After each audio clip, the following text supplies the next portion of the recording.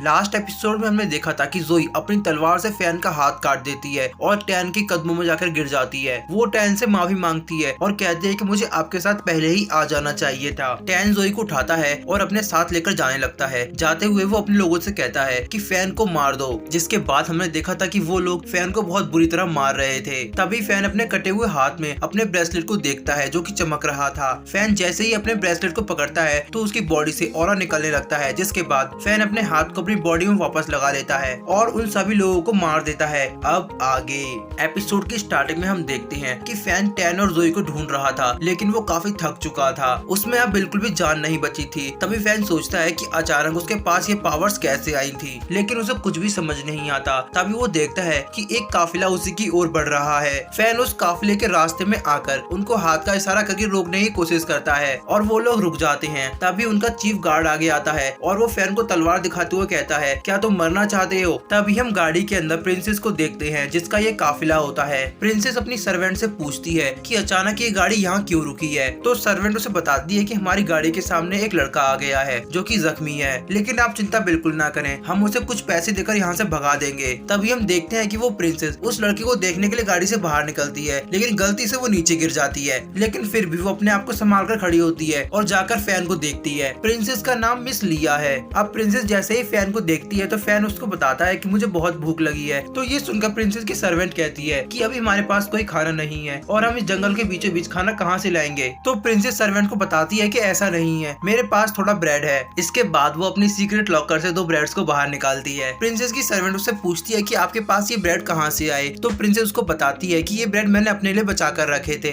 इसके बाद फैन जैसे ही प्रिंसेस के हाथों में ब्रेड देखता है तो उसे काफी जोर से भूख लग रही थी। तो वो प्रिंसेस से ब्रेड लेने के लिए उसके ऊपर कूद जाता है, जिसकी वजह से प्रिंसेस उसके नीचे दब जाती है। अब प्रिंसेस को इस हालत में देखकर सभी सिपाही अपनी तलवार को उसकी गर्दन पर रख देते हैं। इसके बाद फैन को रियलाइज होता है कि वो बिल्कुल गलत पोजीशन में बैठा है, तो वो सभी लोगों से माफी मांगता है। तो प्रिंसेस उसको माफ कर देती है और तभी फैन प्रिंसेस से पूछता है कि मुझे भी आगे वाली सिटी तक जाना है, क्या तुम मुझे वहाँ तक छोड़ दोगी? प्रिंसेस उससे पूछती है कि तुम्हें वहाँ पर क्या काम है। तो वो बताता है कि मुझे वहाँ पर किसी का कर्जा लौटाना है। इसके बाद हम एक फ्लैशबैक का सीन देखते हैं जहाँ उसके आदमी ने बताया था कि टैन योनचेंग सिटी में मिलेगा और अभी फैन टैन से ही बदला लेने के लिए जा रहा है। इसीलिए प्रिंसेस फैन को हाँ कर देती है, लेकिन चीफ गार्ड मना करता है। तो प्रिंसेस उससे कहती है कि ये मेरा ऑर्डर है। तो ये सुनकर मजबूरी में उस गार्ड को हाँ करनी पड़ती है, जिसके बाद फैन प्रिंसेस की गाड़ी में जाकर बैठ जाता है। इसके बाद हम देखते हैं कि उन लोगों को चलते हुए काफी समय हो चुका था और वो लोग एक जगह पर आकर रुकते हैं, जहाँ फैन सोचता है कि मुझे धीरे धीरे करके ये दुनिया समझ में आने लगी है। ये बिल्कुल उसी पैरेलल वर्ल्ड की तरह है जिसके बारे में मैंने पढ़ा है। अब प्रिंसेस फैन को देखती है और उसे पूछती है कि तुम क्या बात कर रहे हो। तो फैन उससे कहता है कि कुछ नहीं। तभी प्रिंसेस अचानक से रोने लगती हैं। तो फैन उससे पूछता है कि आप क्यों रो रही हैं। तो प्रिंसेस उसे बताती हैं कि मेरा एक सबसे प्यारा दोस्त था जो कि बिल्कुल तुम्हारी तरह था। तो फैन उससे पूछता है कि वो कौन। तो प्रिंसेस उसे बताती है कि वो मेरा प्यारा डॉगी था और अभी फैन उसी पोजीशन में बैठा होता है। तो ये सुनकर फैन को बहुत अजीब लगता है और तभी प्रिंसेस रोने लगती है और वो कहती है कि मुझे मेरे दोस्त की याद आ रही है। अब प्रिंसेस को रोता हुआ देख फैन मान जाता है और वो कहता है कि आप मुझे अपना दोस्त समझ सकती हैं। लेकिन फिर भी प्रिंसेस का मूड काफी खराब होता है। तो फैन प्रिंसेस से कहता है कि मैं आपका मूड ठीक करने के लिए आपको एक स्टोरी सुना सकता हूँ। तो ये सुनकर प्रिंसेस भी काफी खुश होती है। इसके बाद हम देखते हैं कि फैन कहानी सुनाने लगता है और उसकी कहानी सच में काफी ज्यादा अच्छी होती है, क्योंकि वहाँ के सभी लोग यहाँ तक कि चीफ गार्ड भी फैन की कहानी को सुन रहे थे। फैन को कहानी सुनाते हुए रात हो जाती है। तभी वो देखते हैं कि उनकी गाड़ी एक होटल के सामने आकर रुकी है। तो फैन उन लोगों से पूछता है कि क्या यॉन सिटी आ चुकी है। तो सर्वेंट उसे बताती है कि अभी यॉन्ग सिटी यहाँ से काफी दूर है। तो फैन गाड़ी से बाहर देखता है तो वो देखता है कि उस होटल में जोई और टैन बैठे हुए हैं। उन दोनों को अपने सामने देखकर फैन को काफी गुस्सा आता है। फैन अपनी गाड़ी से बाहर आकर होटल की ओर बढ़ने लगता है। तभी प्रिंसेस उससे पूछती है कि तुम कहाँ जा रहे हो। तो फैन उसको कहता है कि मुझे यहाँ पर एक जरूरी काम है, मैं बस उसी को पूरा करने के लिए जा रहा हूँ। तभी हम देखते हैं कि फैन उन दोनों के सामने आ जाता है और कहता है कि देखो मैं तुमसे दोबारा मिल गया। वो लोग फैन को देखकर काफी हैरान होते हैं। तभी टैन फैन से कहता है तुम्हारा हाथ तो कट गया था, तुम्हारा हाथ वापस ठीक कैसे हो गया। इसके बाद फैन टैन की ओर बढ़ने लगता है। तो टैन काफी डर जाता है और वो अपने लोगों को फैन को मारने का ऑर्डर देता है। वो सभी लोग फैन को मारने के लिए उसकी ओर बढ़ते हैं, लेकिन फैन उन सभी के साथ फाइट करता है। फैन की फाइट को देखकर प्रिंसेस भी काफी ज्यादा इम्प्रेस हो जाती है। लेकिन तभी हम देखते हैं कि वो सभी लोग मिलकर फैन को नीचे गिरा देते हैं और उसको अपनी तलवार से लॉक कर देते हैं। तभी चीफ गार्ड प्रिंसेस के पास आता है और उनसे कहता है कि ये लड़का जैसा दिखता है ऐसा बिल्कुल भी नहीं है। तभी हम देखते हैं कि फैन अपनी पूरी ताकत लगाकर उठता है, जिसकी वजह से वो सभी लोग उछल जाते हैं। इसके बाद फैन टैन को देखता है और कहता है कि मैं तुम्हें बिल्कुल नहीं छोड़ूंगा।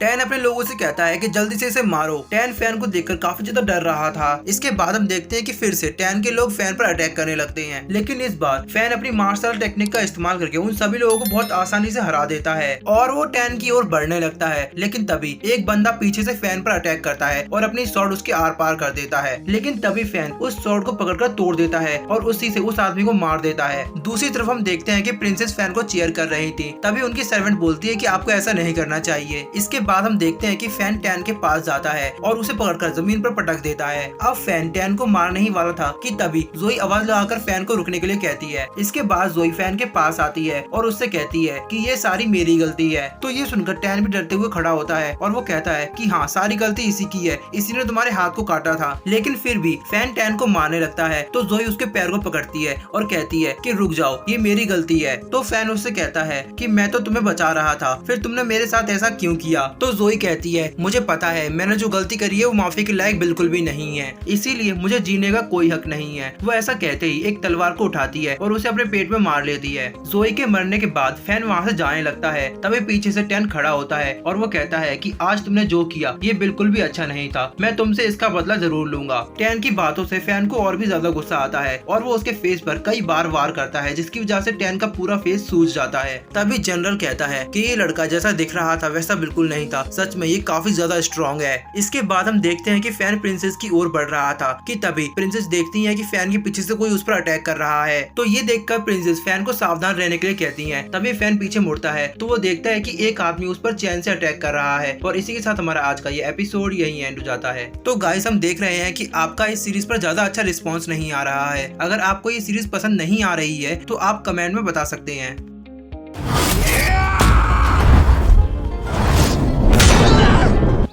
慢点儿，等我们。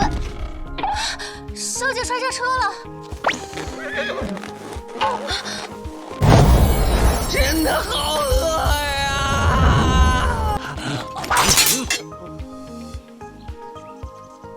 啊不，你丙香蕉。